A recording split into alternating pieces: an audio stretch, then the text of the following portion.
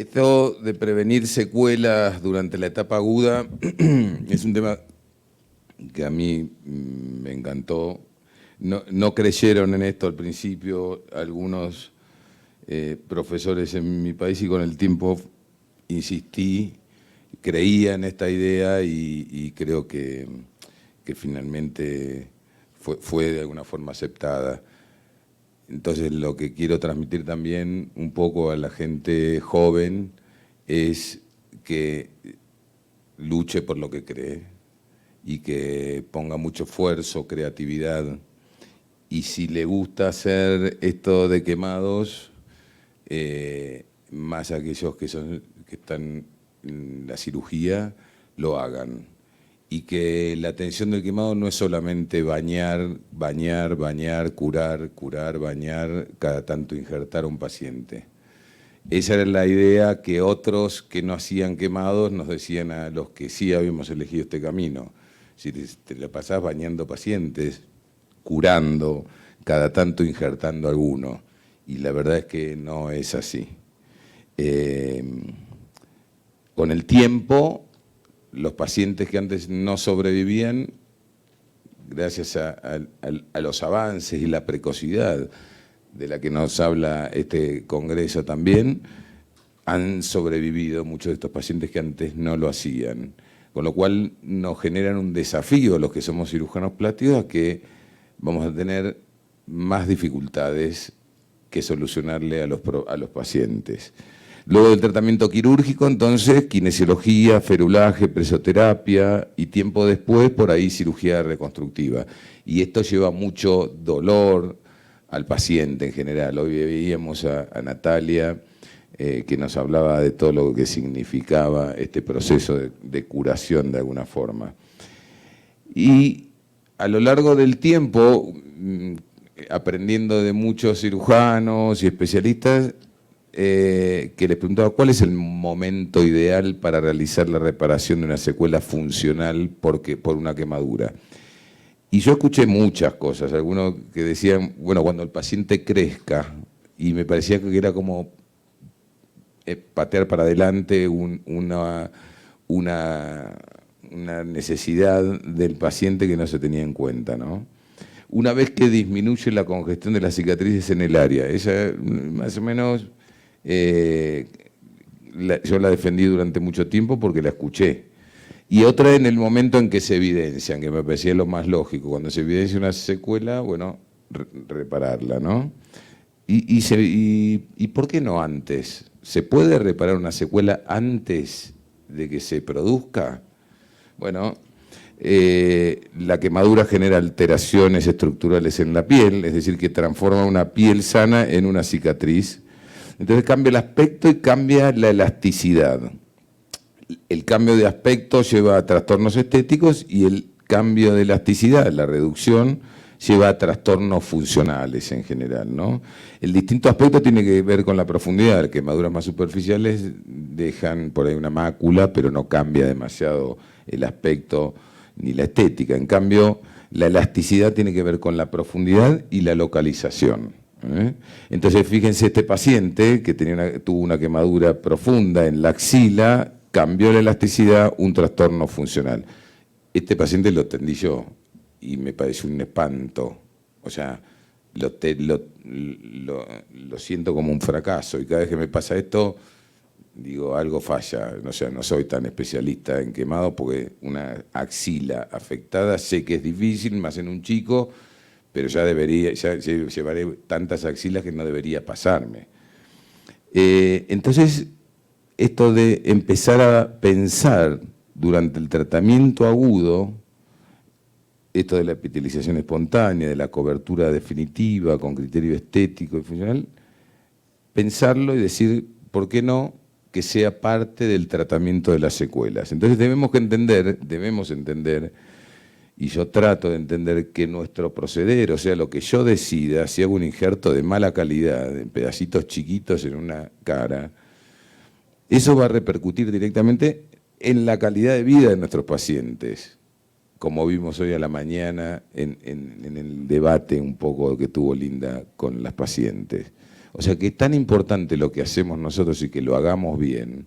No es lo mismo hacerlo que hacerlo bien o que hacerlo lo mejor posible. Entonces ahí surge esto de movilizar colgajos durante la etapa aguda para aportar tejido de buena elasticidad y aspecto adecuado para evitar secuelas en áreas especiales. La verdad es que no siempre es posible, pero muchas veces sí. Esta era una paciente que después de 4 meses de darle el alta, o sea, en realidad, después de 4 meses de tratamiento, la vimos en consultorio por primera vez y vemos esto. Una axila la movía muy bien y la otra tenía una secuela, una limitación funcional. Entonces, ¿por qué una sí y otra no? Justo estaba un becario y me dice, porque la axila derecha no se quemó. Le digo, bueno, pero se había quemado cerca de la axila. Sí, una está comprometida y la otra no.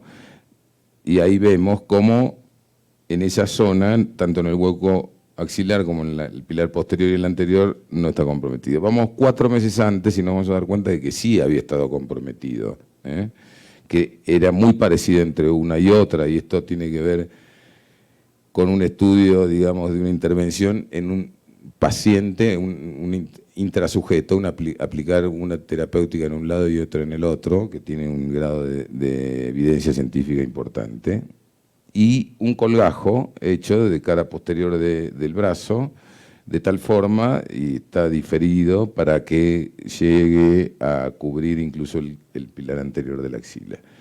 Entonces, ese es lo que sucede, y fíjense que desde hace poco empezamos a hacer un injerto en pacientes, en nenas, teniendo en cuenta la areola, que realmente no lo teníamos habitualmente, no lo teníamos pensado, y ya empezamos a pensar en algo más, ¿no?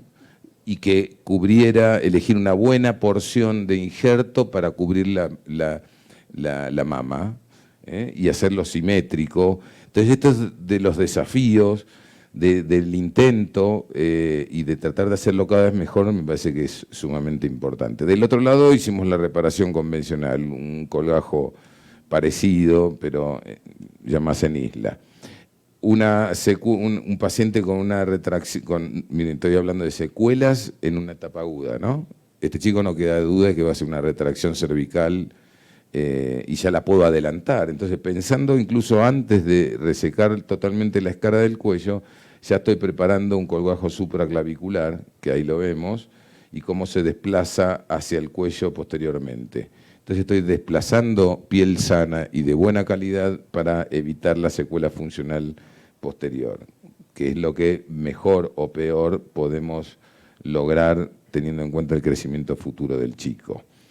Incluso algunos avances que son menores, ahí tenía una isla de piel sana, pero seguramente haría una retracción lateral de cuello.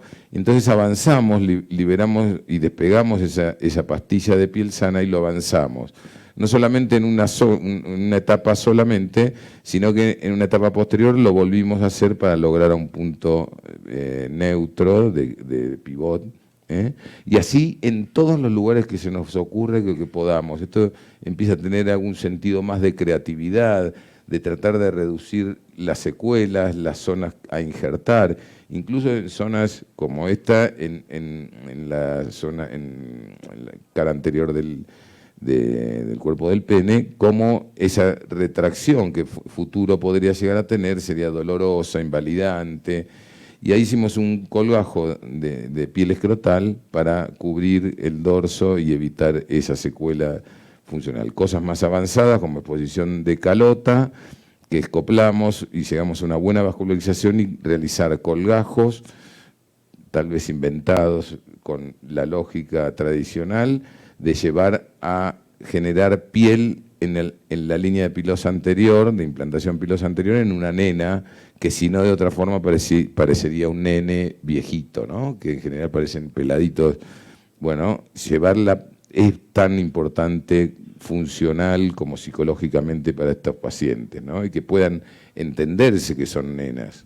Lo mismo en la mejilla, en pacientes de menor edad. Esta nena tenía, creo que, un par de meses, 2 o 3 meses, y como una quemadura profunda realmente, como en varias oportunidades pudo avanzarse Tal vez estos avances son más frecuentes y más fáciles en niños que en adultos, pero en adultos mayores también sería posible, y también el desplazamiento de cuero cabelludo. Como así, vemos que en la mejilla, al llevar piel sana, vamos a evitar la retracción palpebral, la retracción de la comisura bucal, de la nariz, del párpado, etc. Y parecería que no se hubiese quemado en su momento.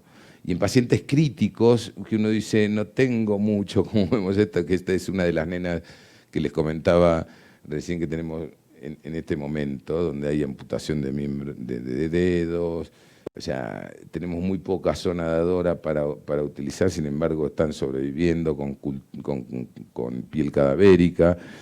Y siempre se encuentra algo para hacer, aunque parezca poco. Fíjense que del lado derecho no pasa, ahí está. Podría ser, si llega a sobrevivir, no lo sabemos, una retracción del pliegue de codo y de la axila. En este caso, entonces, avanzamos esta zona de pliegue de codo para brindarle la posibilidad de que no tenga esa retracción y que pueda flexionar, y lo mismo un colgajo. Fíjense que era piel lateral del tórax a nivel de la axila y se la desplazamos, la utilizamos para llevar hacia afuera y cubrir toda esa zona. Acá están las estampillas que injertamos nosotros y la dejamos a que vayan avanzando y migrando los queratinocitos para ir cubriendo, y después esas estampillas las desplazamos, las resecamos de acá, dejando un marco de epitelización, y las movemos hacia otro lado. Incluso avanzamos acá en la amputación de los dedos tratando de generar un primer espacio para que logre de alguna forma la pinza.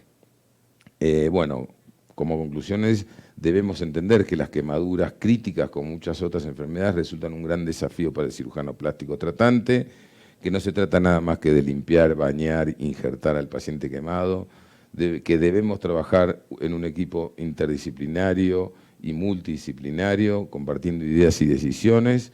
Debemos entender que hay un espacio amplio en el tratamiento de los quemados por desarrollar y crear, producto de nuevos desafíos, y debemos no solo hacerlo bien, sino hacerlo lo mejor que se pueda, y siempre se puede hacer mejor. Muchas gracias.